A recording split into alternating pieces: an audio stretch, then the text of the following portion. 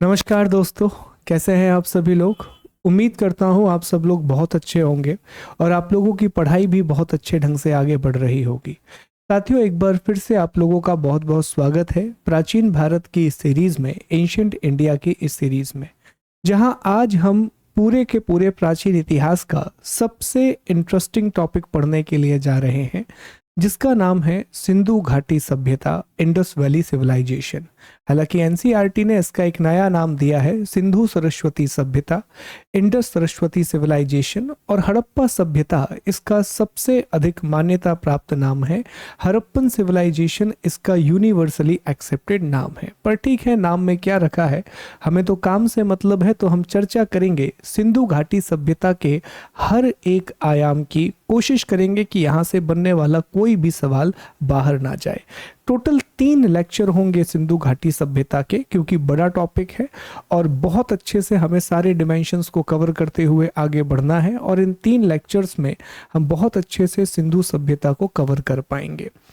दोस्तों, सिंधु घाटी सभ्यता को पढ़ने से पहले मैं आप लोगों को एक छोटा सा डिस्क्लेमर देना चाहता हूं। जैसे फिल्म शुरू होती है ना, तो फिल्म शुरू होते समय एक डिस्क्लेमर दिया जाता है, वैसा ही एक डिस्क्लेमर मैं आपको देना चाहूंगा। सिंधु घाटी सभ्यता एक आद्य ऐतिहासिक सभ्यता है। इंडस वैली सिविलाइजेशन एक प्रोटो हिस्टोरिक सिविलाइजेशन है। इसका मतलब यह है कि सिंधु घाटी सभ्यता के लिखित साक्ष्य उपलब्ध हैं, पर हम अब तक उन्हें नहीं पढ़ पाए हैं, हमने अब तक उन्हें डिसाइफर नहीं किया है। इसका मतलब जितनी भी बातें हम इस सभ्यता के बारे में पढ़ने जा रहे हैं, जितनी भी बातें हम इस सिविलाइजेशन के बारे में पढ़ने जा रहे हैं, वो सारी की सारी बातें पुरातात्विक साक्ष्यों पर आधारित हैं, आर्कियोलॉजिकल सोर्सेज पर बेस्ड हैं। यही कारण है कि हम जितनी भी बातें अब करेंगे वो इतिहासकारों के द्वारा लगाया गया एक अनुमान है, वो हिस्टोरियंस के द्वारा लगाए गए एक अजम्पशन है कि शायद ऐसा रहा होगा। हमें कुछ भी बात सटीक तरीके से नहीं पता है, हम बस ये अनुमान लगाते हैं कि शायद सिंधु घाटी का समाज मात्र सत्तात्मक रहा होगा, शायद इंडस वैली की सोसाइटी जो है वो मैट्रियार्कल रही होगी। इस तरह के अनुमान हम लगाते हैं। यही रीजन है कि ये टॉपिक थोड़ा सा लेंदी हो जाता है, क्योंकि जब हम कोई भी बात करेंगे तो उसके पीछे का पुरातात्विक साक्ष्य भी हमें देना होगा, उसके पीछे का आर्कियोलॉजिकल एविडेंस भी हमें प्रोवाइड करना होगा।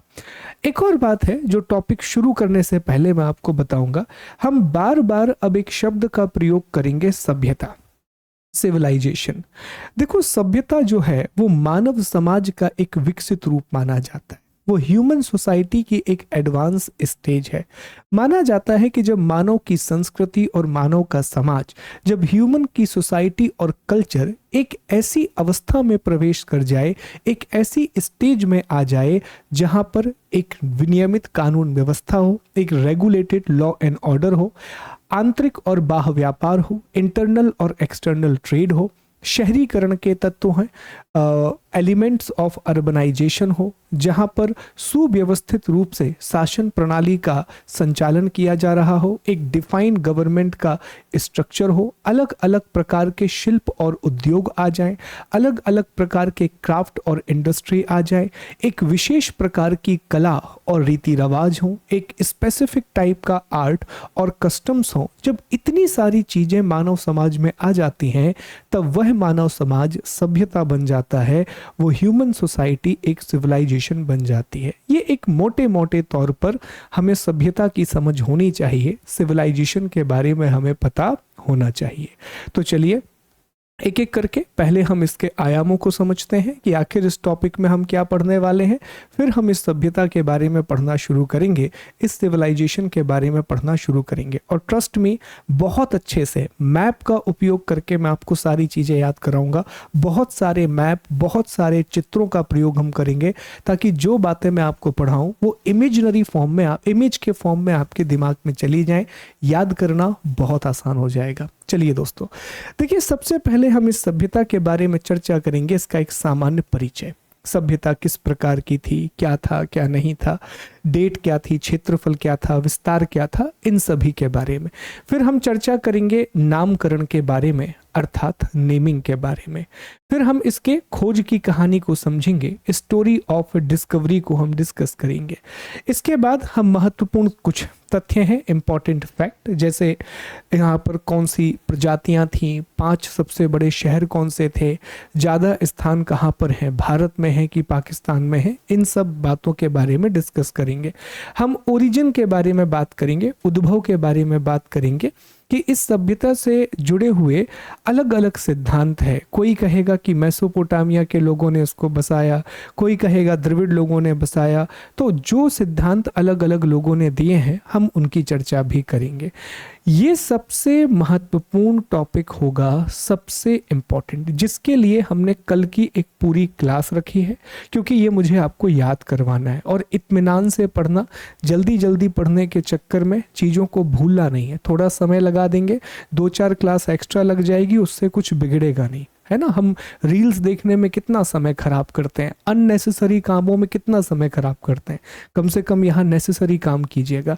इसमें हम कल की पूरी क्लास देंगे, क्योंकि यहाँ प्रॉब्लम ये होती है कि किस जगह से कौन सी चीज मिली है।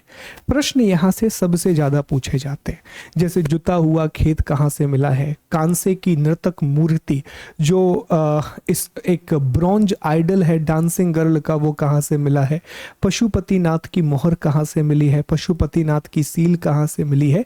इस तरह के प्रश्न बहुत ज़्यादा पूछे जाते हैं, तो ये बहुत इंपॉर्टेंट है। फिर विशेषताएं, जहाँ पर हम इसकी नगरीय विशेषता, आर्थिक विशेषता, धार्मिक विशेषता, इन सभी के बारे में पढ़ेंगे। पुरातात्विक साक्ष्य कुछ और, जैसे यहाँ पर हमने क्या किया है साथियों कि जो बहुत ही महत्वपूर्ण पुरातात्विक साक्ष्य है, बहुत ही इंपॉर्टेंट आर्कियोलॉजिकल एविडेंस हैं, उनके बारे में अलग से 2-2 फैक्ट लिख दिए हैं। जैसे पशुपतिनाथ की मोहर, तो उसमें किन किन जानवरों का चित्रण किया गया है। फिर मातृ देवी की प्रतिमाएं कहाँ से मिली हैं, मदर गॉडेस के आइडल कहाँ से मिले हैं, इनके बारे में 2-2 लाइन हमने एक्स्ट्रा अलग से लिख दी है। और आखिर में पतन के कारणों की हम चर्चा करेंगे कि आखिर इतनी बड़ी सभ्यता का पतन कैसे हो गया। बेसिकली कोई भी बड़ी सभ्यता डिक्लाइन नहीं करती, पतन नहीं होता, बस वो ट्रांसमिट हो जाती है, उसका स्थानांतरण हो जाता है, स्वरूप परिवर्तन हो जाता है। वो हम जानेंगे ऐसा क्यों हुआ, बहुत अच्छे से डिस्कस करेंगे। चलो तो टॉपिक को शुरू करते हैं। देखो, सबसे पहली बात यह है कि प्राचीन काल में 4 बड़ी सभ्यताएं थीं, और उन 4 बड़ी सभ्यताओं में से एक सभ्यता थी सिंधु घाटी की सभ्यता, अर्थात इंडस वैली सिविलाइजेशन। दुनिया की जो सबसे प्राचीन समय में सबसे पुरानी सभ्यता मानी जाती है, उस सभ्यता का नाम है मेसोपोटामिया की सभ्यता। क्या कहते हैं दोस्तों? उसे कहा जाता है मेसोपोटामिया की सभ्यता। इसे हम सुमेर सभ्यता के नाम से भी जानते हैं, मेसोपोटेमियन सिविलाइजेशन, जिसे हम सुमेरियन सिविलाइजेशन के नाम से भी जानते हैं। दोस्तों, ये दुनिया की पहली नगरीय सभ्यता थी। It was first urban civilisation of the world. याद रखना, सिंधु घाटी सभ्यता दुनिया की पहली नगरीय सभ्यता नहीं है। दुनिया की जो पहली नगरीय सभ्यता है, वर्ल्ड की पहली जो अर्बन सिविलाइजेशन थी, वो मेसोपोटामिया की सभ्यता थी। इस सभ्यता का जो विकास हुआ था वो दजला और फरात नदियों के किनारे हुआ था, अर्थात टिग्रिस और यूफ्रेट नदियों के किनारे इराक में मुख्य रूप से इसका विकास हुआ था।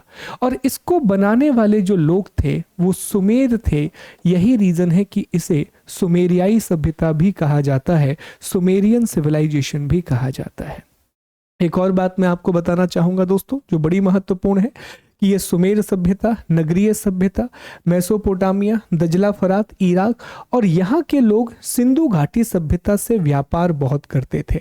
दोनों के बीच में ट्रेड बहुत होता था, और ये सिंधु घाटी सभ्यता को मेलुहा कह करके पुकारते थे। तो अगर कहीं भी आपसे यह प्रश्न पूछा जाए कि मेलुहा नाम का प्रयोग किसके लिए किया गया है, तो जो मेलुहा शब्द का प्रयोग किया गया है, ये सिंधु घाटी सभ्यता, इंडस वैली सिविलाइजेशन के लिए किया गया है। किसने इस शब्द का प्रयोग किया है?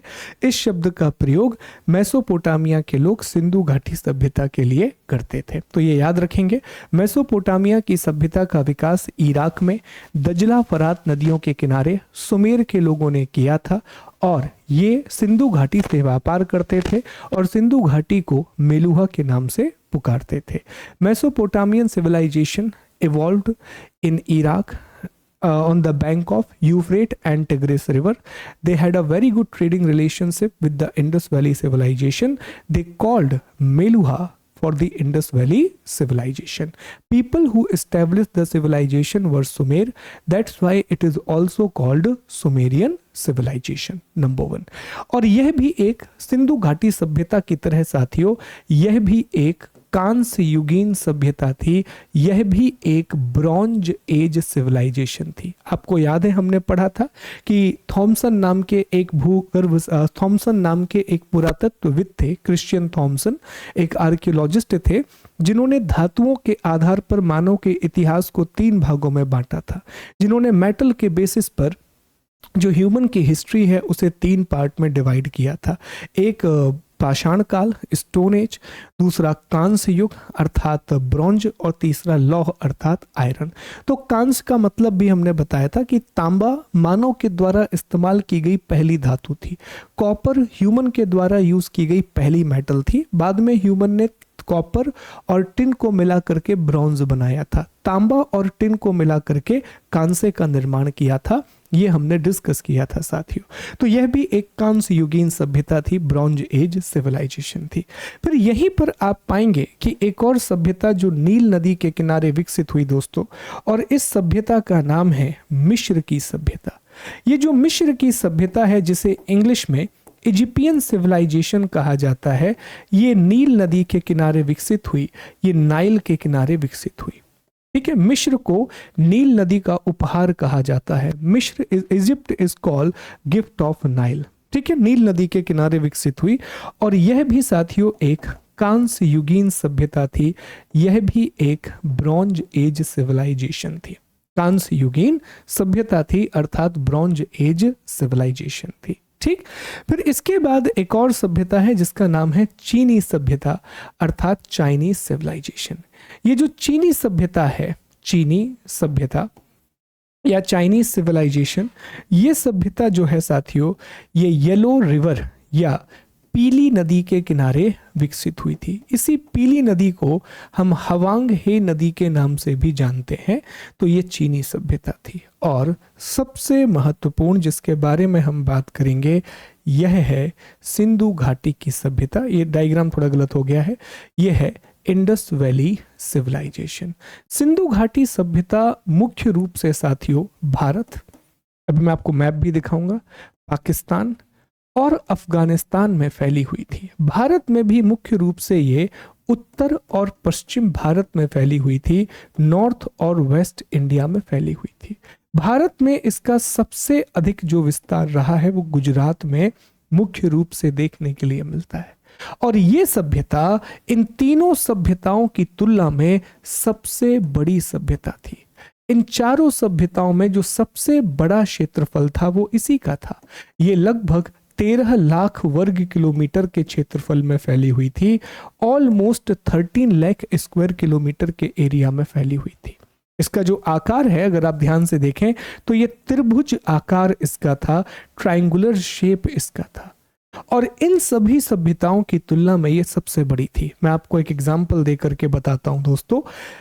कहा जाता है कि आप मिस्र और मेसोपोटामिया दोनों की सभ्यताओं को मिला दीजिए तो उनको मिलाने के बाद भी ये सभ्यता उनसे 12 गुना ज्यादा बड़ी थी। It was 12 time greater than this civilisation.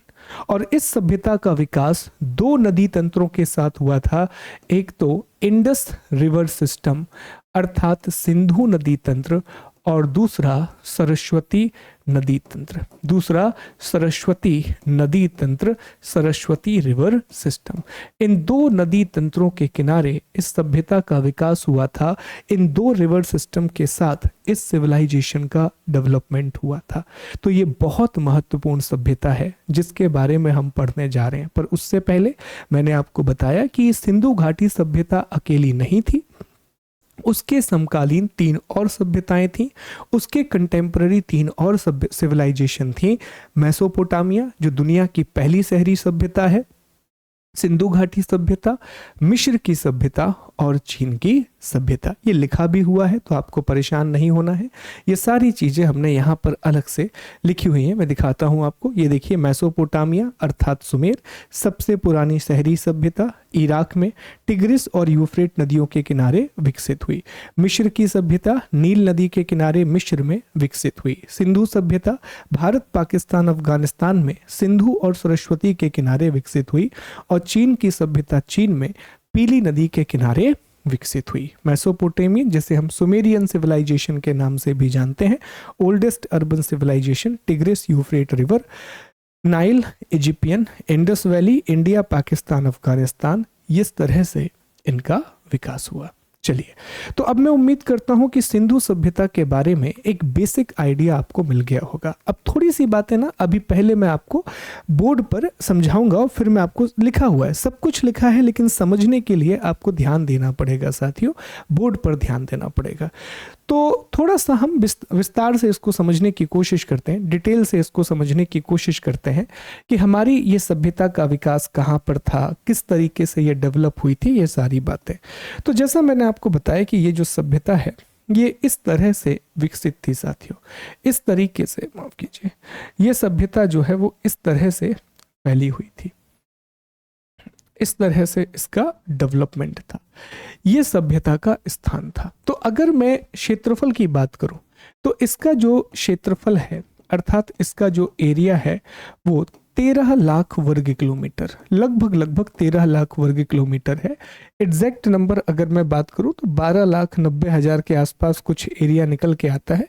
वो उतना ज़रूरी नहीं है कि स्पेसिफिक एरिया आपको पता हो, पर 12,99,000 ऐसा कुछ एरिया निकल के आता है। पर क्षेत्रफल लगभग 13 लाख वर्ग किलोमीटर था। और जैसा मैंने आपको बताया कि अपनी समकालीन सभ्यताओं की तुलना में ये सबसे बड़ी थी, अपनी कंटेम्पररी सिविलाइजेशन में ये सबसे बड़ी सभ्यता थी। दूसरी बात जो ऑलरेडी हमें पता है कि यह एक आद्य ऐतिहासिक सभ्यता है, यह एक प्रोटो हिस्टोरिक सिविलाइजेशन है। मतलब आप जानते हैं कि इसके लिखित साक्ष्य उपलब्ध हैं, लेकिन उसे हम अब तक नहीं पढ़ पाए हैं।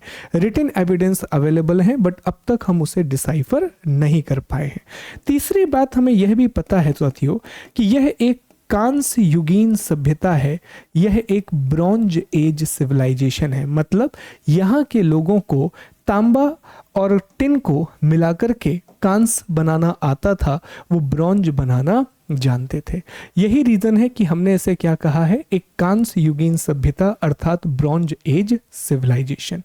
नंबर 4 बहुत ही महत्वपूर्ण है, ध्यान से इसको समझना साथियों, यह एक नगरीय सभ्यता थी। ये सबसे इंपॉर्टेंट पॉइंट है, यह एक नगरीय सभ्यता थी, यह एक अर्बन सिविलाइजेशन थी। इस बात को ध्यान से समझो। नगरीय सभ्यता का मतलब है यहाँ शहरों का विकास हो चुका था, यहाँ पर टाउन्स बन चुके थे। और आपको पता है शहर कब बनते हैं, जब कृषि में अधिशेष उत्पादन होता है, जब एग्रीकल्चर में सरप्लस प्रोडक्शन होता है, उसके कारण व्यापार शुरू होता है, ट्रेड शुरू होता है। और जब आंतरिक और बाह्य दो प्रकार का व्यापार होने लगता है, इंटरनल और एक्सटर्नल टाइप का ट्रेड होने लगता है, तो व्यापार के केंद्रों के रूप में, एक ट्रेडिंग सेंटर के रूप में शहरों का विकास होता है, अर्बन सेंटर का डेवलपमेंट होता है।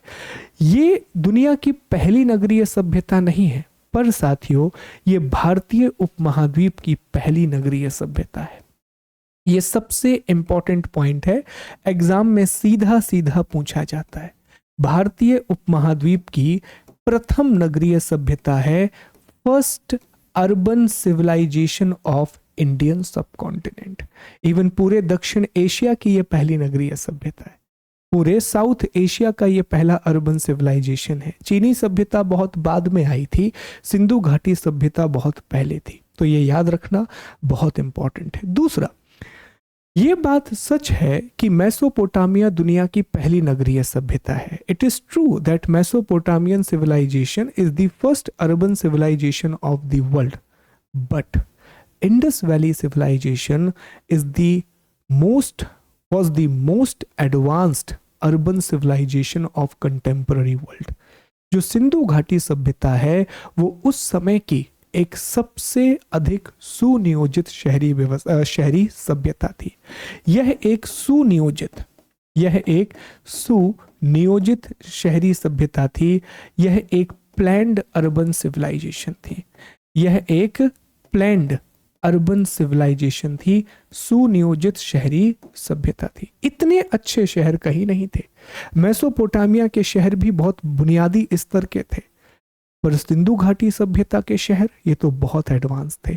उन शहरों में, सिंधु घाटी सभ्यता के शहरों में पक्की ईंटों का प्रयोग होता था।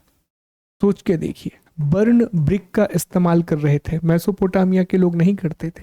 सिंधु घाटी सभ्यता में सड़क एक दूसरे को समकोण पर काटा करती थी, रोड एक दूसरे को इंटरसेक्ट करती थी इस तरीके से 90 डिग्री पर। इसके अलावा यहाँ बहुत परिष्कृत जल निकासी व्यवस्था भी थी। एक बहुत ही अच्छा ड्रेनेज सिस्टम भी था। नालियां बनी हुई थी और बहुत अच्छे से नालियों को बनाया गया था। नालियां ढकी हुई होती थी और नालियों को साफ करने के लिए उसमें मैनहोल्स भी बनाए जाते थे। तो इससे आपको पता चलता है कि किस स्तर की ये नगरीय सभ्यता थी, कितनी उच्च स्तर की नगरीय सभ्यता थी, कितने हाई और एडवांस लेवल की ये अर्बन सिविलाइजेशन थी। तो हाँ, ये बात सच है कि मेसोपोटामिया की सभ्यता दुनिया की पहली नगरीय सभ्यता थी, पर सबसे अधिक जो एडवांस सिविलाइजेशन थी वो निश्चित तौर पर सिंधु घाटी सभ्यता थी। और यहीं पर मैं आपको एक फैक्ट बताना चाहूँगा कि एक इतिहासकार हुए हैं, ये विशेष तौर पर ध्यान रखना, एक इतिहासकार हुए हैं, एक हिस्टोरियन हुए हैं, जिनका नाम है गार्डन चाइल्ड। प्लीज याद रखना, ये बहुत इंपॉर्टेंट है। गार्डन चाइल्ड ने कहा है कि जो सिंधु घाटी सभ्यता है ये भारत का प्रथम नगरीकरण है। It is the first urbanisation of India. और महाजनपद काल को उन्होंने भारत का द्वितीय नगरीकरण कहा है। महाजनपद काल को उन्होंने इंडिया का सेकंड अर्बनाइजेशन कहा है। ये विशेष तौर पर ध्यान रखने की बात है साथियों कि गार्डन चाइल्ड नाम के इतिहासकार ने गार्डन चाइल्ड ने एक किताब लिखी थी द अर्बन रेवोल्यूशन। उसमें उन्होंने इंडस वैली सिविलाइजेशन को first urban revolution of India and Mahajanapada era को second urban revolution of India बोला है। उस पुस्तक में सिंधु घाटी सभ्यता को उन्होंने भारत की प्रथम नगरीय क्रांति और महाजनपद काल को भारत की द्वितीय नगरीय क्रांति बोला है। ये विशेष रूप से आपको याद रखना है, ये बहुत ज्यादा इंपॉर्टेंट है। सर, इतनी बातें हमने कर ली, ये सब कुछ लिखा है, आप परेशान मत होना, पर अब तक आपने इसके समय के बारे में कुछ नहीं बताया। अब तक आपने इस सभ्यता के टाइम पीरियड के बारे में कुछ नहीं बताया। सब लिखा है, मैं आपको दिखाऊंगा, पर पहले समझ अच्छे से लीजिए। अब देखो, जब बात आती है कि इस सभ्यता का समय निर्धारण कैसे किया जाए, इस सिविलाइजेशन के टाइम को कैसे डिसाइड किया जाए, क्योंकि इतनी विशाल काय सभ्यता है, इसका टाइम क्या रहा होगा, किस समय पर यह सभ्यता विकसित हुई होगी, तो समय को लेकर के तो साथियों बहुत ज्यादा डिबेट है, बहुत ज्यादा डिबेट है। अब चूंकि अभी तो हम बेसिक पढ़ रहे हैं, पर जब भी आप कभी अगर कोई पीएससी की तैयारी कर रहा है तो जब वो इतिहास को बहुत डिटेल में पढ़ेगा तो वो जान पाएगा कि अलग अलग इतिहासकारों ने इस सभ्यता के लिए अलग अलग समय बताया है। माधव स्वरूप वत्स अलग बात करेंगे, जॉन मार्शल अलग बात करेंगे, हर इतिहासकार अपने हिसाब से बात करेगा। पर हम यहाँ पर जो आधार बना रहे हैं वो एनसीईआरटी को बना रहे हैं।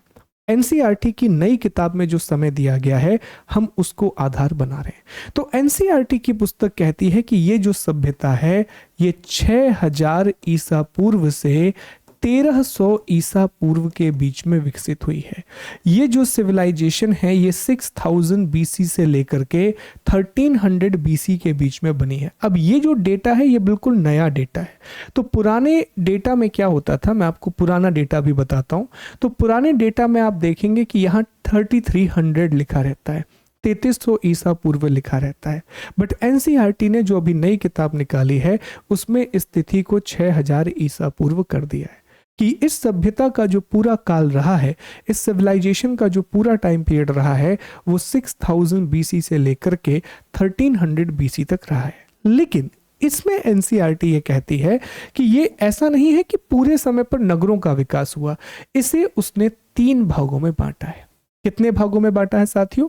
3 भागों में एनसीईआरटी ने इसको बांटा है। सबसे पहले वो कहती है कि देखो 6000 ईसा पूर्व से लेकर के 2600 ईसा पूर्व तक का जो समय है, 6000 बीसी से लेकर के 2600 बीसी तक का जो पीरियड है, ये अर्ली हड़प्पा फेज है। ये प्रारंभिक हड़प्पा सभ्यता को दिखाता है, प्रारंभिक हड़प्पा सभ्यता को दिखाता है। ठीक, यहां पर अभी भी लोग ताम्रपाषाण काल का या पत्थर के उपकरणों का, इस तरह की चीजों का प्रयोग कर रहे थे।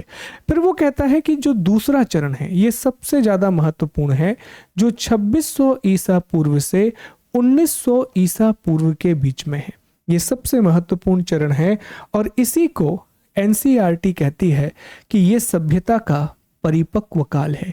यही वो समय है जिसके बारे में हम पढ़ते हैं, यही वो पीरियड है जिसके बारे में हम पढ़ाई करते हैं। इसे mature phase of Indus Valley civilisation कहा जाता है।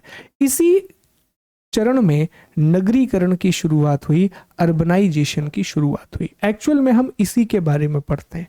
जितनी किताबें अब तक लिखी गई हैं, जो हम बचपन से पढ़ते आए हैं, वो इसी चरण के बारे में पढ़ते आए हैं। इवन आज और कल जो हम पढ़ेंगे सिंधु घाटी के बारे में, तब भी हम इसी चरण की बात करेंगे। और तीसरा जो चरण है, थर्ड जो फेज है, वो साथियों शुरू होता है 1900 ईसा पूर्व से और 1300 ईसा पूर्व तक जाता है। और आपको बिल्कुल परेशान नहीं होना है अगर आपने कोई दूसरी डेट पढ़ी है, कोई दिक्कत की बात नहीं है। डेट जनरली एग्जाम में नहीं पूछता है। ये कहा जाता है कि सिंधु सभ्यता के पतन का काल था, ये डिक्लाइनिंग फेज था इंडस वैली सिविलाइजेशन का, जिसे लेट हड़प्पन फेज भी कहा जाता है। अब कुछ किताबों में या कुछ जगह पर जो पुराने क्वेश्चन है उसमें अलग अलग डेट को माना गया है। जैसे पुरानी किताबों में आप पढ़ेंगे तो वो कहते हैं कि सिंधु घाटी सभ्यता का जो समय काल है वो 3300 से लेकर के 1300 ईसा पूर्व है।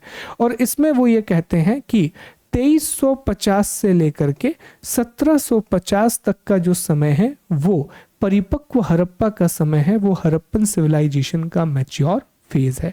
कोई बात नहीं, अगर ऑप्शन में ये आ जाए तो मैंने आपको बता ही दिया है, लोड लेने की जरूरत नहीं है। तो अब हमें यह समझना होगा कि ये जो हड़प्पा सभ्यता के 3 अलग अलग समय रहे हैं, कहाँ और किस रूप में सभ्यता का विकास हुआ। तो अब मैं पहली बार आपके सामने सिंधु सभ्यता का मैप लेकर के आ रहा हूँ, इंडस सिविलाइजेशन का मैप लेकर के आ रहा हूँ। उससे पहले मैं रिकॉल करा दूं कि मैंने आपको क्या क्या बता दिया है साथियों। तो हमने अभी जो आपके सामने डिस्कस किया है, हमने ये डिस्कस किया कि ये भारतीय उपमहाद्वीप की प्राचीनतम नगरीय सभ्यता है, ओल्डेस्ट अर्बन सिविलाइजेशन है ऑफ इंडियन सब कॉन्टिनेंट। इसका जो प्रारंभिक चरण है वो 6000 से 2600 ईसा पूर्व के बीच में रहा है। जो इसका परिपक्व चरण है वो 2600 से 1900 ईसा पूर्व के बीच में रहा है। और जो इसका डिक्लाइनिंग फेज है या लेट, वो 1900 से 1300 ईसा पूर्व के बीच में रहा है। इसका विस्तार भारत, पाकिस्तान और अफगानिस्तान में है। याद रखना, सबसे अधिक विस्तार इसका भारत में है। पाकिस्तान में जरूर इसके बहुत सारे शहर स्थित हैं, लेकिन अगर क्षेत्रफल की बात की जाए, एरिया की बात की जाए और स्थलों की संख्या की बात की जाए, नंबर ऑफ साइट की बात की जाए, तो भारत में पाकिस्तान की तुलना में बहुत अधिक स्थल पाए गए हैं। तो ये याद रखना, ये प्रश्न बनता है कि किस देश में सिंधु घाटी सभ्यता के सर्वाधिक स्थल पाए गए हैं। Which country has the maximum places of Indus Valley civilisation? जवाब होगा भारत। और भारत में भी सबसे अधिक स्थल गुजरात में पाए गए हैं। इंडिया में भी जो मैक्सिमम नंबर ऑफ साइट है वो गुजरात में पाई गई हैं। बहुत जरूरी तथ्य है, ठीक है। इसका क्षेत्रफल 12,99,000 वर्ग किलोमीटर है। चारों सभ्यताओं में सबसे बड़ी है, लार्जेस्ट अमंग 4 सिविलाइजेशन। और इसका आकार कैसा है? त्रिभुजाकार है। ये हमने डिस्कस कर लिया, इसके बारे में हम अभी पढ़ेंगे। ये सारी बातें हम अभी डिस्कस करेंगे साथियों। फिर हमने ये डिस्कस कर लिया कि ये एक आद्य ऐतिहासिक सभ्यता है, अर्थात एक प्रोटो हिस्टोरिक सिविलाइजेशन है। इसका परिपक्व चरण 2600 से 1900 ईसा पूर्व में रहा है। इसका मैच्योर फेज 2600 से 1900 बीसी के बीच में रहा है। कांस्य युगीन सभ्यता है, एक ब्रॉन्ज एज सिविलाइजेशन है, सुनियोजित नगरी सभ्यता है, प्लैंड अर्बन सिविलाइजेशन है। गार्डन चाइल्ड ने इसे भारत की प्रथम नगरीय क्रांति कहा है। गार्डन चाइल्ड ने इसे इंडिया का फर्स्ट अर्बन रेवोल्यूशन कहा है। और समकालीन सभ्यताओं में यह सबसे विस्तृत है। It is the most widespread of the four civilisation. इतनी बातें दोस्तों हम अब तक पढ़ चुके हैं, इतनी बातों का अध्ययन हमने किया है। और प्राचीन सभ्यताओं के बारे में भी हम पढ़ चुके हैं कि प्राचीन काल में कौन कौन सी प्रमुख सभ्यताएं थी, कौन कौन सी इंपॉर्टेंट सिविलाइजेशंस हुआ करती थी। तो इतनी चीजें हमने पढ़ ली। अब जैसा मैंने आपसे कहा कि हमें इसके अलग अलग चरणों के बारे में डिस्कशन करना होगा कि इसके अलग अलग चरण कौन से थे, जो अभी मैंने आपको बताया, अभी मैंने आपको एक्सप्लेन किया। तो आइए उन चरणों के बारे में थोड़ी सी जानकारी हम ले लेते हैं, उन फेजेस के बारे में हम थोड़ी सी जानकारी ले लेते हैं। तो देखो, ये एक मैप है जो कि सिंधु सभ्यता के आरंभिक चरण को दर्शा रहा है, इंडस वैली के अर्ली हड़प्पन फेज को दर्शा रहा है। यहां से प्रश्न पता है कैसा बनता है, वो मैच द कॉलम में एक तरफ लिखता है सिंधु घाटी सभ्यता का चरण और दूसरी तरफ लिखता है स्थान का नाम। एक तरफ वो लिखता है इंडस वैली का फेज और दूसरी तरफ वो लिखता है कि उसका कौन सा स्थान है। तो देखिए साथियों, अर्ली जो कि 6000 ईसा पूर्व से 2600 ईसा पूर्व तक का समय था, उसमें मुख्य स्थान है कोट दीजी। अगर एमपीपीएससी के यहाँ दोस्त हो तो मुख्य परीक्षा में ये पूछा गया था, कोट दीजी। एक दूसरा स्थान था आमरी, बहुत इंपॉर्टेंट, ये दोनों पाकिस्तान में है, आमरी। एक तीसरा था दम शादत, दम सादत, ठीक है, दम सदात, ये भी पाकिस्तान वाले इलाके में स्थित है। और यहीं पर एक इलाका और है मेहरगढ़, जो कि सबसे पुरानी सिंधु घाटी सभ्यता का जो आरंभिक चरण था, जो अर्ली फेज था, उसमें सबसे पुरानी साइट थी। भारत में साथियों इसके जो प्रमाण मिले हैं वो मुख्य रूप से राजस्थान, पंजाब, हरियाणा, दिल्ली से मिले हैं। और यहाँ पर एक संस्कृति का विकास हुआ जिसे हम सोथी सिसवाल संस्कृति बोलते हैं। यहाँ से प्रश्न बन चुका है कि सोथी सिसवाल संस्कृति का संबंध कहाँ से है, तो ये सिंधु घाटी सभ्यता के आरंभिक चरण को दर्शाता है, ये इंडस वैली सिविलाइजेशन के अर्ली फेज को दर्शाता है, ठीक है। और ये ताम्र पाषाण कालीन युग का यह स्थल रहा है, चैल्कोलिथिक एज यहाँ पर रही है।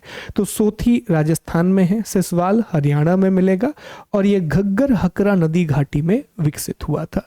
तो इन जगहों के नाम याद रखें। आप देखना जब आप प्रश्न लगाओगे घटना चक्र से, एमसीक्यू अरिहंत का 14,000 एमसीक्यू से, या किसी भी एग्जाम की आप तैयारी कर रहे हो, उसमें इस तरह के प्रश्न पूछे जाते हैं कि निम्नलिखित में से कौन सा प्राक हड़प्पा स्थल है या अर्ली या प्री हड़प्पा फेज है। फिर पूछेगा मैच्योर का और फिर पूछेगा लेट का। तो याद रखने वाली बात है कि अर्ली हड़प्पा, प्रारंभिक हड़प्पा में कोट दीजी, आमरी, दम सादत ये पाकिस्तान में, फिर सिसवाल और सोथी सिसवाल संस्कृति ये भारत में मुख्य रूप से देखने के लिए मिलता है। सोथी संस्कृति राजस्थान में, सिसवाल संस्कृति हरियाणा में देखने के लिए मिलती है, ठीक है। इसके बाद आता है हड़प्पा सभ्यता का परिपक्व चरण अर्थात मैच्योर फेज। ये वो चरण है जब हड़प्पा सभ्यता में बड़े बड़े शहरों का विकास हुआ। मैं आपको नाम बताता हूं, शहर जैसे मोहनजोदाड़ो, शहर जैसे मोहनजोदाड़ो, शहर जैसे हड़प्पा का विकास हुआ साथियों, हड़प्पा का विकास हुआ। राखी गढ़ी, रोपण, राखी गढ़ी जैसे शहरों का विकास हुआ। यहाँ लोथल जैसे शहरों का विकास हुआ, लोथल, चन्हू दाड़ो जैसे शहर बने, बालाकोट, ये सारी चीजें हमें दिखाई देती हैं साथियों, ये सारी की सारी चीजें हमें दिखाई देती हैं। गनवेरी वाला ये प्रमुख केंद्र के रूप में उभर कर करके आए। तो यहाँ पर होता यह है कि जो अब तक गांव थे वही गांव अब बड़े शहरों में तब्दील हो गए, जो अब तक विलेजेस थे वही विलेज अब बड़े बड़े अर्बन सेंटर्स बन चुके थे, बड़े बड़े शहरी केंद्र बन चुके थे साथियों। तो इसी को हमने कहा कि यह हड़प्पा का परिपक्व चरण है, यह हड़प्पा का एक मैच्योर फेज है, ठीक है।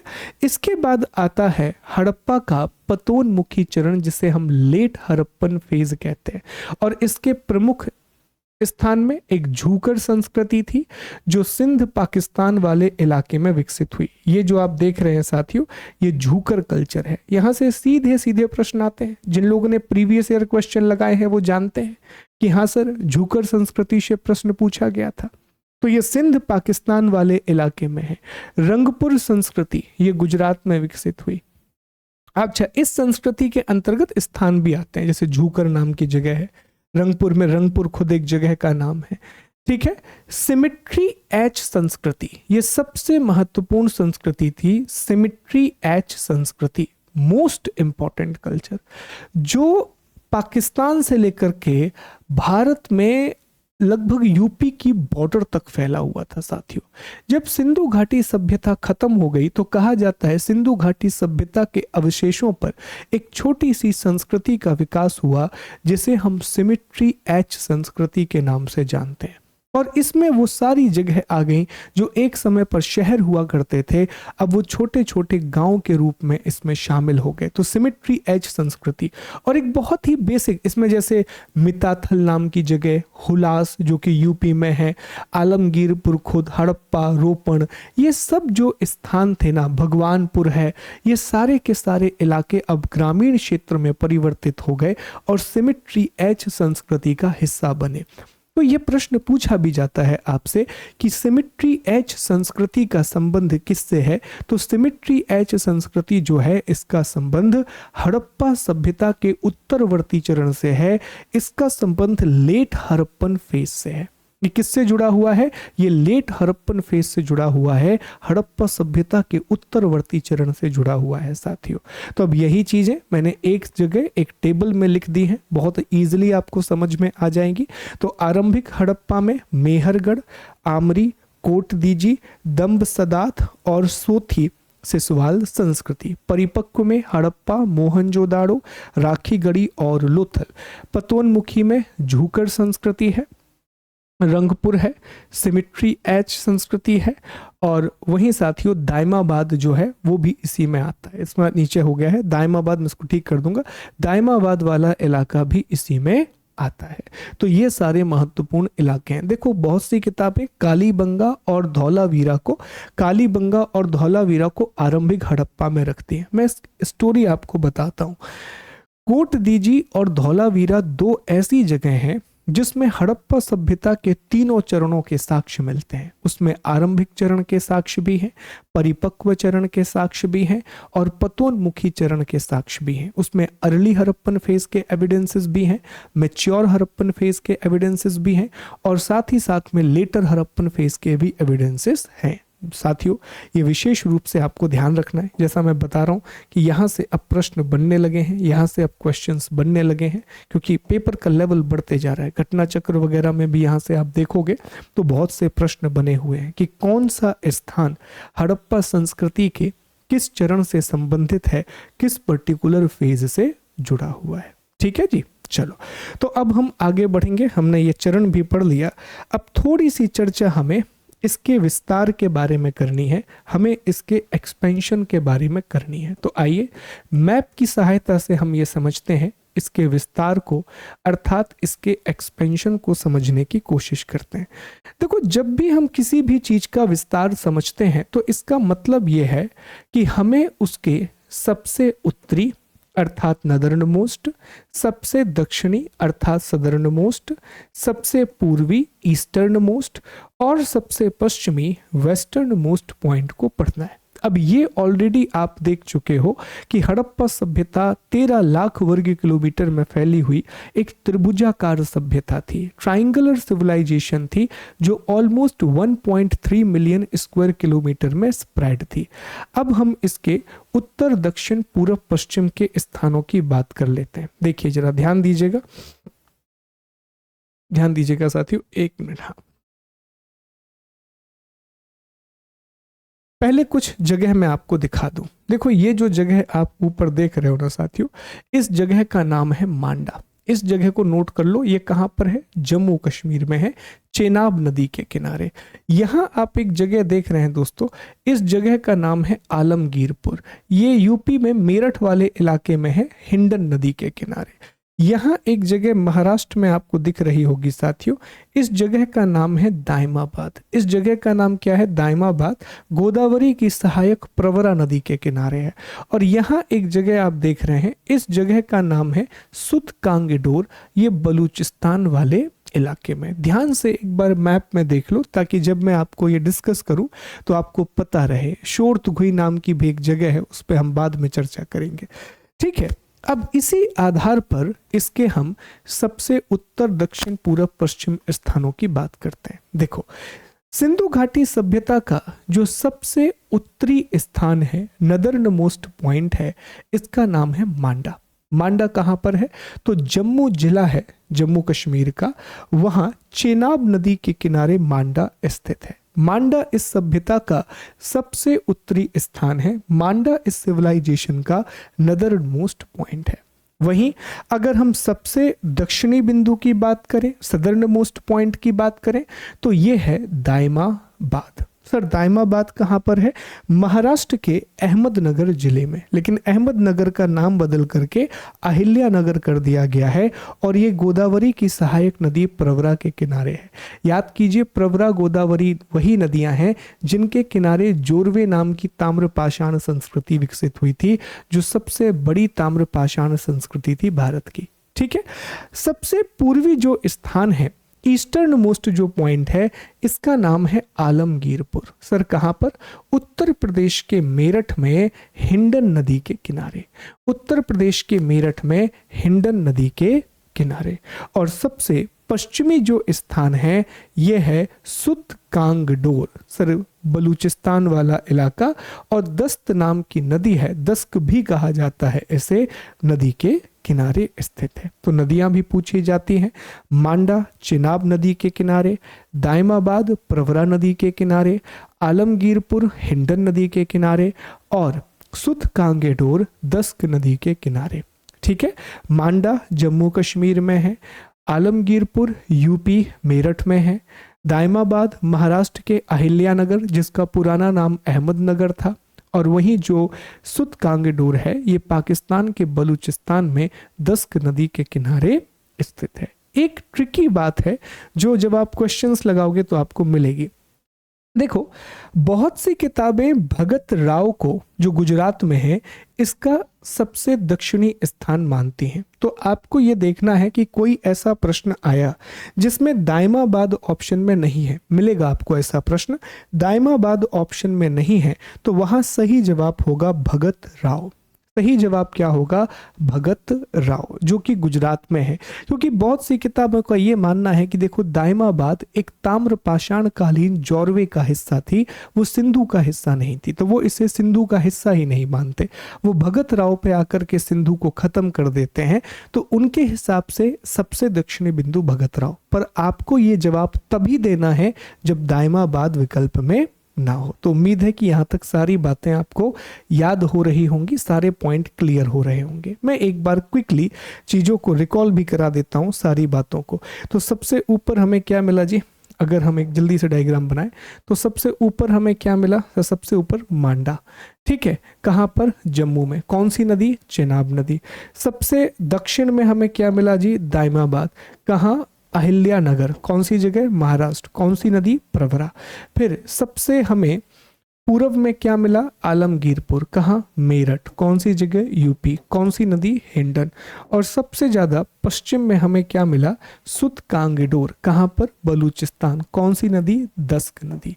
ये चीजें आपको याद रखना है, ये बहुत इंपॉर्टेंट है। बेसिक से क्वेश्चन यहाँ से बनते रहते हैं। तो साथियों, हमारे इतने टॉपिक हमने कंप्लीट कर लिए अब तक, इन सभी बातों को हमने डिस्कस कर लिया। अच्छा, एक बात मैं आपको बता दूं कि हमारे दो बहुत अच्छे बैचेस चल रहे हैं, सारे 4 बैचेस चल रहे हैं। MPPSC का फाउंडेशन बैच अभी शुरू हुआ है और बहुत बेहतरीन तरीके से, ट्रस्ट मी, क्योंकि मैं ही उसको पूरा का पूरा संचालित कर रहा हूँ दोस्तों।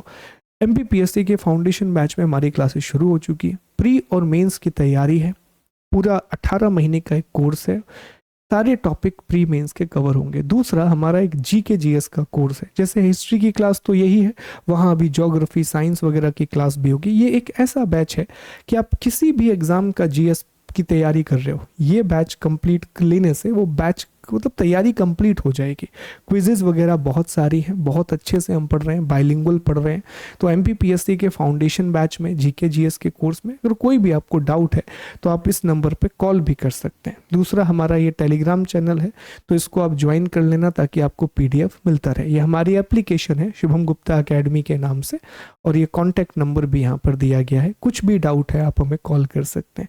एक बार देखिए जरूर, डेमो क्लासेस देखिए, स्पेशली फाउंडेशन बैच की। बहुत अंतर आपको समझ में आएगा कि जो पढ़ाने का तरीका है वो बिल्कुल एग्जाम ओरिएंटेड है, पूरी तरीके से एग्जाम ओरिएंटेड तरीका है। चलिए आगे बढ़ते हैं, कुछ और बातों के बारे में हम चर्चा करते हैं। तो हमने इसका परिचय पूरी तरीके से कंप्लीट कर लिया, हमने विस्तार भी पूरी तरीके से पढ़ लिया, हमने 4 सभ्यताओं के बारे में पढ़ लिया, इससे जुड़े हुए जो कीवर्ड हैं हमने वो भी डिस्कस कर लिया साथियों।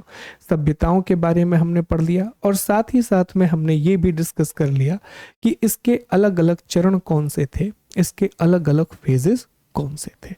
अब हमें डिस्कस करना है इसके नामकरण को, कि इसके कितने नाम हैं, और फिर हम इसकी खोज की कहानी को समझेंगे। स्टोरी ऑफ डिस्कवरी को हम डिस्कस करेंगे। देखो, सिंधु घाटी सभ्यता को बहुत सारे नामों से पुकारा जाता है, पर इसमें 5 नाम सबसे ज्यादा महत्वपूर्ण हैं, 5 नाम सबसे प्रमुख हैं। एक है सिंधु घाटी सभ्यता, इंडस वैली सिविलाइजेशन। सिंधु घाटी सभ्यता इसका पहला नाम है। इसकी कहानी सुनना जरा। ये नाम आर्कियोलॉजिकल सर्वे ऑफ इंडिया के 3rd डायरेक्टर जॉन मार्शल ने प्रपोज किया था। ये जो नाम है भारतीय पुरातत्व विभाग के 3रे महानिदेशक जॉन मार्शल ने दिया था।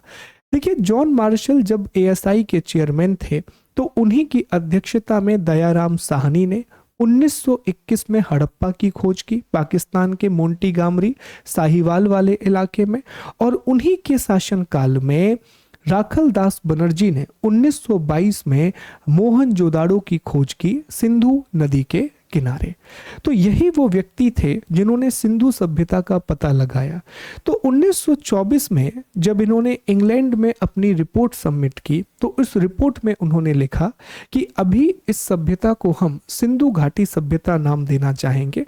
Right now we want to call this civilisation the Indus Valley civilisation, क्योंकि अधिकांश स्थल जो हमें अभी मिल रहे हैं, मैक्सिमम साइट जो हम अभी एक्सकवेशन कर पा रहे हैं, वो सारी सिंधु नदी की घाटी में स्थित हैं, वो इंडस रिवर की वैली में है।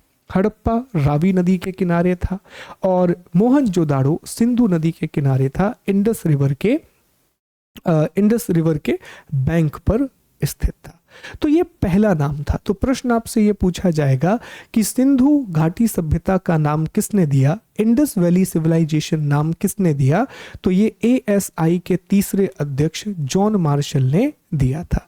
दूसरा जो नाम है साथियों वो है हड़प्पा सभ्यता अर्थात हड़प्पन सिविलाइजेशन। ये इस सभ्यता का सर्वमान्य नाम है, ये इस सिविलाइजेशन का यूनिवर्सली एक्सेप्टेड नाम है। अब ये कहानी भी सुन लो कैसे। देखो, सिंधु घाटी सभ्यता का पहला स्थान जो हमें प्राप्त हुआ था वो हड़प्पा था। इंडस वैली सिविलाइजेशन का जो पहला स्थान हमें मिला था इट वाज हड़प्पा। पुरातत्व में एक परंपरा है, आर्कियोलॉजी में देयर इज अ ट्रेडिशन कि जब हम किसी बड़ी सभ्यता का पता लगाते हैं, जब हमें किसी बड़ी सिविलाइजेशन के बारे में पता लगता है, तो जो भी उस सभ्यता का पहला खोजा गया स्थान था उसी नाम के आधार पर उस सभ्यता का नामकरण होना चाहिए। जो भी उस सिविलाइजेशन का फर्स्ट प्लेस था या फर्स्ट साइट थी, उसी साइट के नाम पर पूरी सिविलाइजेशन का नाम होना चाहिए। तो अगर आप देखें कि सबसे सही जो नाम है, जो सबसे अधिक मान्य है, वो हड़प्पा सभ्यता है, वो हड़प्पन सिविलाइजेशन है। तो आपके सिलेबस में भी आप देखेंगे तो वहाँ हड़प्पा सभ्यता लिखा रहता है। जैसे एमपीपीएससी का सिलेबस आप देखो तो उसमें हड़प्पा सभ्यता शब्द का प्रयोग है, हड़प्पन सिविलाइजेशन वर्ड लिखा हुआ है। इसके बाद एक नाम जो हाल ही में एनसीईआरटी प्रयोग कर रही है वो है सिंधु सरस्वती सभ्यता, इंडस सरस्वती सिविलाइजेशन। अब मेरी माने तो मुझे ये नाम सबसे अच्छा लगता है। रीजन ये है कि इस नाम के पीछे का लॉजिक बहुत अच्छा है। देखो, जॉन मार्शल ने जब इसे सिंधु घाटी नाम दिया था तो उन्होंने लॉजिक क्या दिया था कि हमें अधिकांश जो स्थान है, मैक्सिमम जो साइट है, वो इंडस की वैली में मिल रही है। अब इसी तरह जब स्वतंत्रता के बाद भारत में खुदाई की गई सिंधु घाटी के स्थानों की इंडिया में जब एक्सकेवेट किया गया इंडस प्लेसेस को, तो पाया गया कि सिंधु की घाटी से अधिक स्थान सरस्वती की घाटी में मिल रहे हैं। जो इंडस रिवर है उस रिवर की वैली से भी ज्यादा हमें सरस्वती रिवर की वैली में प्लेसेस मिल रहे हैं। तो उस आधार पर तो इसका नाम सिर्फ सरस्वती घाटी सभ्यता होना चाहिए, लेकिन चूंकि सिंधु की घाटी में महत्वपूर्ण नगर स्थित है, तो एनसीईआरटी और दूसरे विद्वानों का मानना यह है कि इस सभ्यता का नाम सिंधु सरस्वती सभ्यता होना चाहिए, क्योंकि जितने स्थान सिंधु की घाटी में मिले हैं, इंडस वैली में मिले हैं, उससे भी ज्यादा स्थान हमें अब सरस्वती की घाटी में मिले हैं, हमें सरस्वती की वैली में मिले हैं। तो ये एक बहुत अच्छा नाम होगा, this will be one of the finest name. ठीक, एक और नाम है मेलुहा। हमने अभी डिस्कस किया था कि मेसोपोटामिया के लोग सिंधु सभ्यता को मेलुहा कह करके बुलाते थे। और एक है वृहत सभ्यता अर्थात ग्रेटर सिविलाइजेशन। इस नाम का प्रयोग इतिहासकार रफीक मुगल ने किया था। तो रफीक मुगल नाम के हिस्टोरियन थे, उन्होंने कहा कि सभ्यता इतनी बड़ी थी, मेसोपोटामिया की तुलना में 20 गुना बड़ी थी, और मिस्र और मेसोपोटामिया को जोड़ भी दिया जाए तो उनसे 12 गुना बड़ी सभ्यता थी। तो उन्होंने कहा कि इसका नाम वृहत सभ्यता या ग्रेटर सिविलाइजेशन होना चाहिए। इस तरह से सभ्यता के अलग अलग नाम दिए गए। ठीक है, बस बेसिक क्वेश्चन ही पूछे जाते हैं। स्पेशली यहाँ से सवाल आता है कि ये नाम किसने दिया था सिंधु घाटी सभ्यता। तो उन्होंने किताब लिखी थी मोहनजोदाड़ो एंड इंडस सिविलाइजेशन। ये पूरी रिपोर्ट है एक्चुअल में सिंधु घाटी सभ्यता के बारे में, जिसके मेन एडिटर जॉन मार्शल थे। मोहनजोदाड़ो एंड इंडस सिविलाइजेशन, उसी में इन्होंने इंडस वैली सिविलाइजेशन या सिंधु घाटी सभ्यता नाम का इस्तेमाल किया था। ठीक है जी, उम्मीद है कि यहाँ तक सारी बातें आपको समझ में आ रही होंगी। बहुत अच्छे से मैं कोशिश कर रहा हूँ कि सीक्वेंस से चीज़ें पढ़ाऊँ। पूरी कहानी मैं आपको सीक्वेंस से बता रहा हूँ। मैंने बताया दूसरी सभ्यताओं के बारे में, फिर हमने सिंधु घाटी सभ्यता को डिस्कस किया, उसके समय को हमने डिस्कस किया, फिर हमने उसके भौगोलिक विस्तार को पढ़ा, और अब हम उसके नामकरण को भी पढ़ चुके हैं, हम उसकी नेमिंग को भी पढ़ चुके हैं। चलिए साथियों, अब हमें एक और टॉपिक डिस्कस करना है। हमें थोड़ा सा इसकी खोज के बारे में भी पढ़ना होगा, हमें इसकी डिस्कवरी को भी डिस्कस करना होगा कि पहली बार इसके बारे में किसने बताया, इसकी खोज किसने की। तो 2 मिनट लगेंगे, समझ लो कहानी क्या है, समझ लो पहले, फिर मैं आपको फैक्ट पढ़ा देता हूँ। देखो, इसके पीछे ना एक बहुत ही इंटरेस्टिंग कहानी है। कहानी शुरू होती है एक ब्रिटिश सैनिक से। एक ब्रिटिश सोल्जर था जिसका नाम था साथियों जेम्स लेविस। हालांकि अब हम उसे जेम्स लेविस के नाम से नहीं जानते, हम उसे चार्ल्स मैसन के नाम से जानते हैं। तो चार्ल्स मैसन नाम का एक ब्रिटिश सैनिक था। ये पंजाब में युद्ध लड़ रहा था, पंजाब वाले इलाके में युद्ध चल रहा था। तो उस युद्ध के दौरान वो एक टीले पर पहुंच गया, और उसे उस टीले के बारे में कुछ समझ में नहीं आया। हड़प्पा नाम के एक गांव था, उस गांव के एक टीले पर वो पहुंच गया, और उसे उस समय उसके बारे में समझ नहीं आया क्योंकि युद्ध चल रहा था। फिर 1829 में 1829 में वो वापस आता है अपनी जॉब छोड़ करके, और वो डिसाइड करता है कि वो सारी पुरानी चीज़ों के बारे में खोज करेगा, वो आर्कियोलॉजी के बारे में रिसर्च करेगा।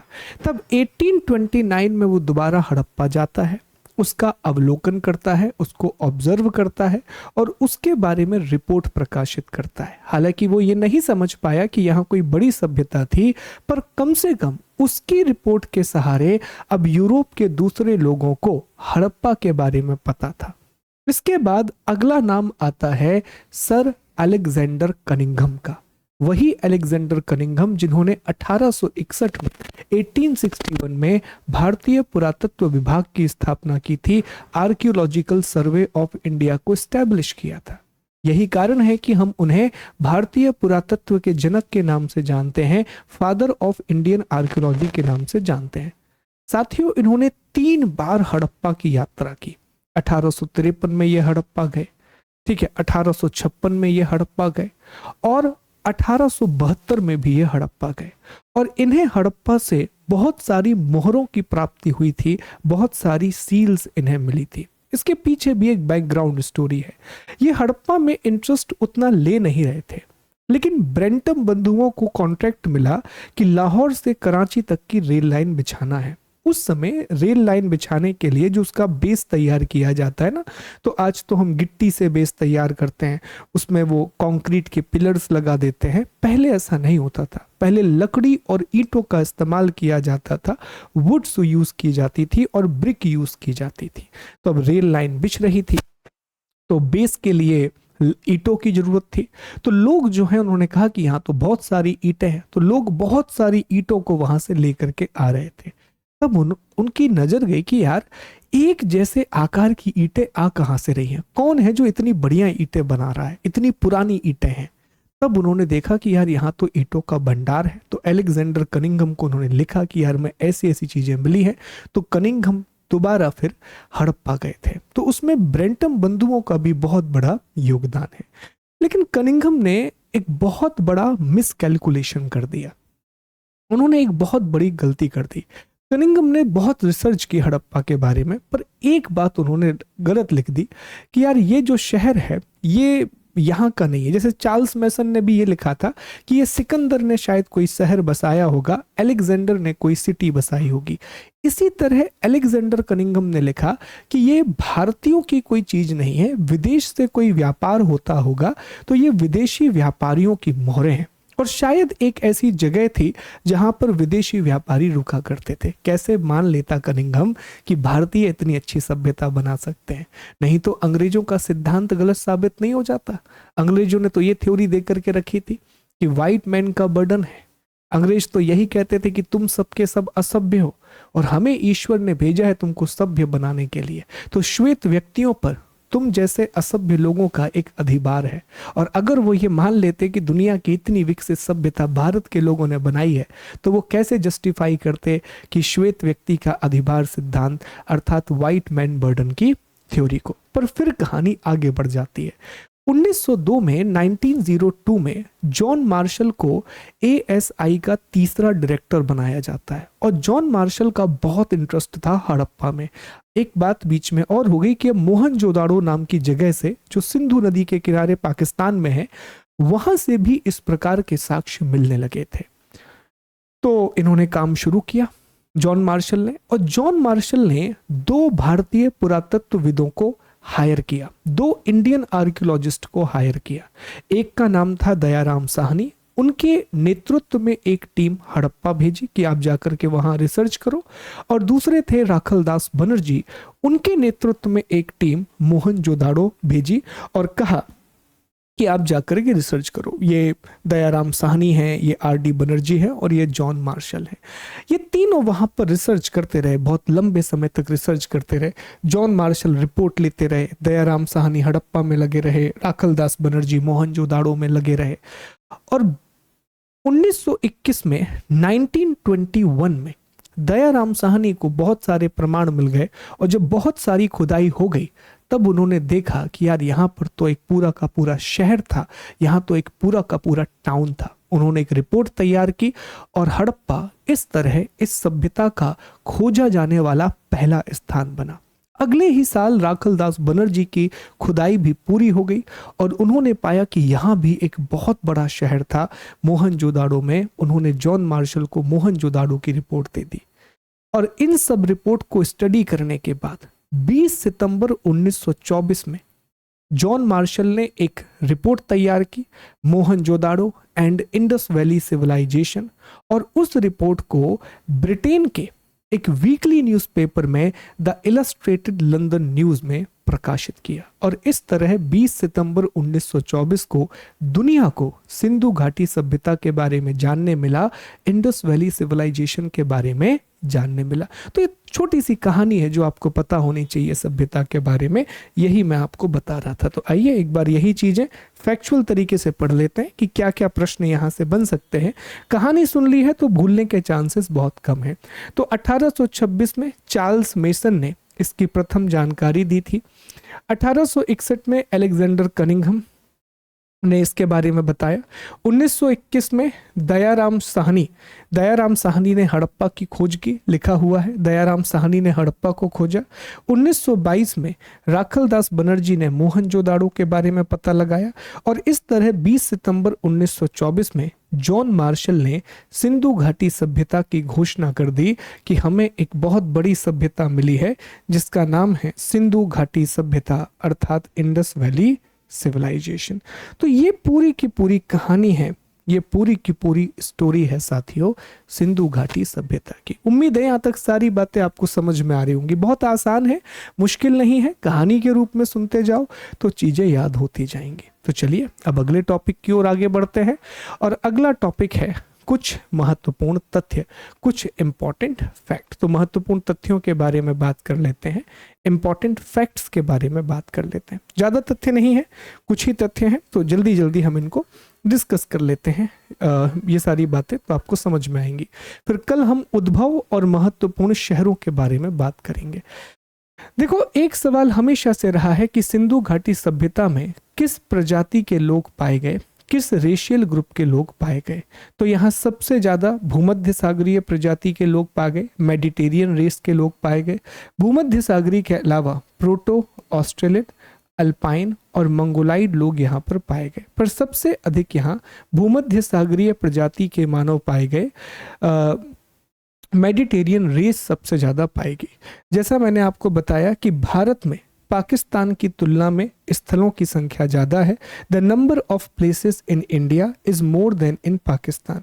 भारत में भी सर्वाधिक स्थान गुजरात में है। ये भी मैंने आपको बताया कि इंडिया में भी जो सबसे ज़्यादा प्लेसेस हैं वो गुजरात में है, याद रखना।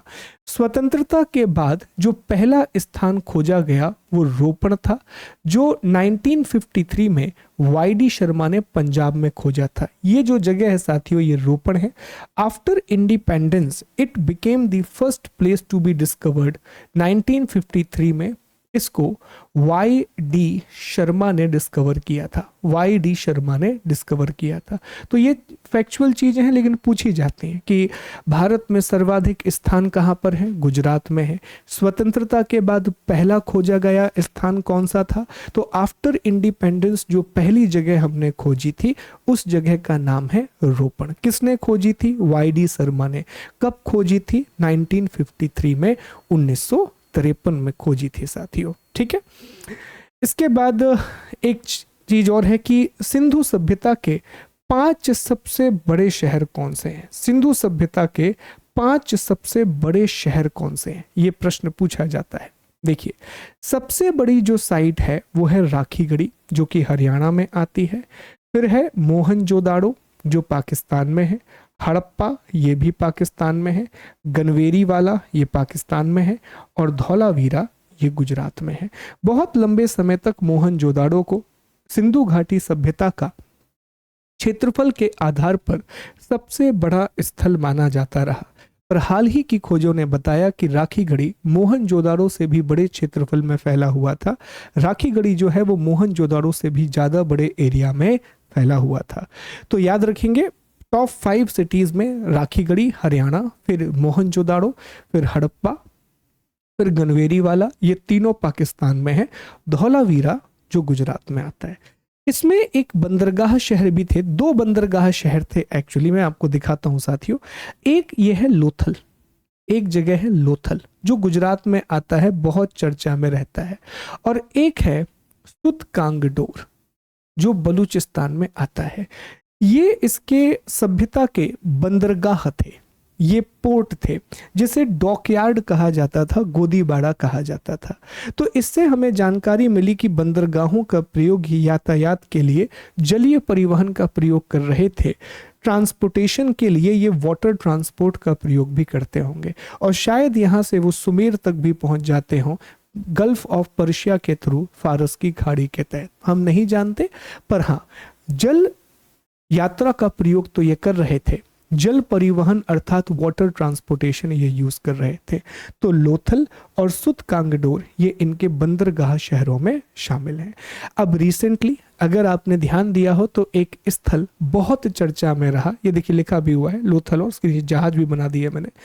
एक स्थान जो बहुत चर्चा में रहा सभ्यता का, इस जगह का नाम है धौलावीरा। साथियों धौलावीरा ये गुजरात में है। धौलावीरा कहाँ पर है? गुजरात में है। देखिए यहाँ ही होगा धौलावीरा, ये रहा धौलावीरा, ये गुजरात में है, पहली बात ये याद रखना। और इस स्थान की जो खोज है वो जगपति जोशी ने 1968 में की थी, और यह अपने जल प्रबंधन के लिए प्रसिद्ध है। It is famous for the water management. याद रखना, जल निकासी के लिए नहीं, जल प्रबंधन के लिए। जल प्रबंधन का मतलब है यहाँ के लोग पानी को बचाना जानते थे, पानी का अच्छा इस्तेमाल करना जानते थे। उन्होंने छोटे छोटे डैम्स का भी निर्माण करके रखा था जिससे वो पानी को बचाया करते थे। चर्चा में इसलिए आ गया है ये जगह है क्योंकि यूनेस्को ने इसे डिक्लेयर किया है विश्व विरासत स्थल। यूनेस्को ने इसे वर्ल्ड हेरिटेज साइट डिक्लेयर कर दिया है। और इंटरेस्टिंग बात यह है कि भारत का ये पहला इंडस वैली साइट है जिसे यूनेस्को ने वर्ल्ड हेरिटेज साइट डिक्लेयर किया है। भारत में सिंधु घाटी सभ्यता का यह पहला स्थान है जिसे यूनेस्को के द्वारा विश्व विरासत स्थल घोषित किया गया है। मोहनजोदाड़ो भारत में नहीं है, वो पाकिस्तान में है। तो आपसे यह प्रश्न पूछा जाएगा कि सिंधु घाटी सभ्यता का भारत में स्थित पहला स्थान जिसे यूनेस्को ने विश्व विरासत स्थल घोषित किया है उसका नाम क्या है? जवाब क्या देंगे? धौलावीरा। कहां पर है? गुजरात में है। क्यों प्रसिद्ध है? जल प्रबंधन के लिए, वाटर मैनेजमेंट के लिए। किसने खोजा था? तो इसे 1968 में जगपति जोशी ने खोजा था। बहुत इंपॉर्टेंट है दोस्तों, प्लीज याद रखिएगा। ये उसके वो इमेजेस हैं, बावड़ी जैसी कुछ इमेजेस बनाई गई हैं। इस तरह ये लोग पानी का संवर्धन करते थे, पानी को बचाते थे। तो साथियों आज की क्लास में हमने बहुत सारे टॉपिक के बारे में बात कर ली, बहुत सारे अलग अलग टॉपिक्स को हमने पढ़ लिया। एक बार मैं आपको दिखा देता हूँ, एक बार मैं आपको बता देता हूँ हमने क्या क्या डिस्कस किया है। तो अगर आप देखें तो हमने सामान्य परिचय पढ़ लिया बहुत अच्छे से, हमने नामकरण भी पढ़ लिया दोस्तों, हमने खोज की कहानी को भी पढ़ लिया, हमने महत्वपूर्ण तथ्यों का भी अध्ययन कर लिया। कल की क्लास बहुत ज़रूरी होगी जिसमें हम महत्वपूर्ण स्थलों के बारे में पढ़ेंगे, इंपॉर्टेंट साइट्स के बारे में पढ़ेंगे। एंड आई मेक श्योर कि मैप के थ्रू मैं आपको सारे स्थान याद करवा दूं और वहाँ से हमें क्या क्या मिला है वो भी याद करवा दूं। थोड़ा सा ना अभी हो या जा रहा है साथियों, जैसे कल क्लास नहीं आई तो आप लोग का कहना था क्यों नहीं आ पाई। यार ये कंटेंट बनाने में बहुत समय लगता है और ये सारी चीज़ मैं खुद प्रिपेयर करता हूँ। आप भी जानते हैं कि अगर मैं खुद प्रिपेयर नहीं करता तो इतनी क्लैरिटी के साथ, इतने कॉन्फिडेंस के साथ मैं नहीं पढ़ा पाता। और ये डिज़ाइनिंग में समय लगता है। ये जो आप डिज़ाइनिंग देख रहे हो ये पूरी डिज़ाइनिंग मैं करता हूँ साथियों, तो इसमें समय लगता है। जैसे ये डिज़ाइनिंग है, इसके बाद आप देखें कि यहाँ अभी मैं कुछ नई चीज़ें शुरू की हैं, इस तरह की चीज़ें जो आपको, क्योंकि इतिहास ना ऑलरेडी बहुत ज़्यादा ऐसा हो जाता है कि फैक्चुअल है। अगर ये इमेजेस वगैरह मैं यूज़ नहीं करूँगा तो आपको थोड़ा सा उबाऊपन भी हो सकता है। तो इस तरह की चीज़ें मैं यूज़ कर रहा हूँ, तो थोड़ा सा समय लगता है। और कंटेंट को ना अरेंज करना बहुत मुश्किल है।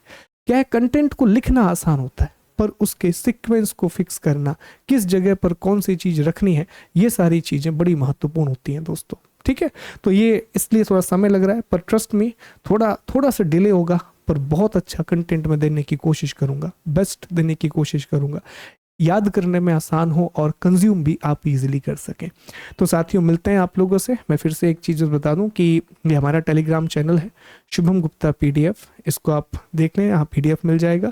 हमारी एप्लीकेशन पर 2 बहुत अच्छे कोर्सेज चल रहे हैं, एक जीके जीएस का फाउंडेशन कोर्स सिर्फ 1350 रुपये में, और एक बहुत अच्छा कोर्स एमपीपीएससी फाउंडेशन कोर्स। तो इसको आप इनरोल कर सकते हैं। कोई भी जानकारी चाहिए आप ले सकते हैं, ऐप पर जाकर के डेमो भी देख सकते हैं। उम्मीद है क्लास अच्छी लग रही होगी। जय हिंद, जय भारत, थैंक यू।